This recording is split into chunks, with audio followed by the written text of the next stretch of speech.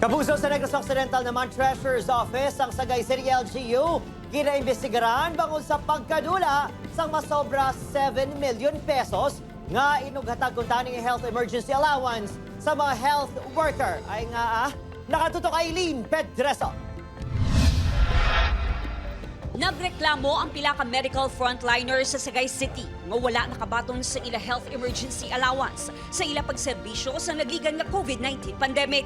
Bali, ang aton nga mga medical frontliners diri sa sa hospital, they were given about 22 million health emergency allowance for their service during COVID time. Sunod sa city administrator, ginpatawag sang alkalde ang treasurer kag ginusisa sang rason kung nga wala mahatag ang allowance. We found out is 7.3 na wala pa ma-release sometime August 27.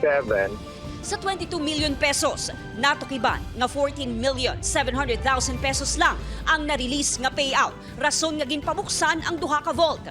Natukiban nga wala sang unod na kwarta ang isa ka vault, samtang wala naman nabuksan ang isa pa. So right after the meeting, wala ma-resolve kay hambal ni Tres na nag-contact kay Mayor na may arapat siya i-reconcile. And it so happened that the time na nag-demand si Mayor for the polls, nagsabat si Treasurer sa iya na nalipat siya siyang combination. So that is where the inquiry started.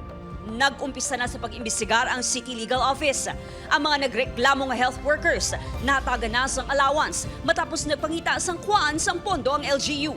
Gintinguan sa news team nga makuhaan sang pahayag ang treasurer. Apang nagpahayag ang LGU nga nagpaiway lang anay ini samtang nagapadayon ang investigasyon. Upod Geruel Manggoy, Aileen Pedreso, One Western Visayas.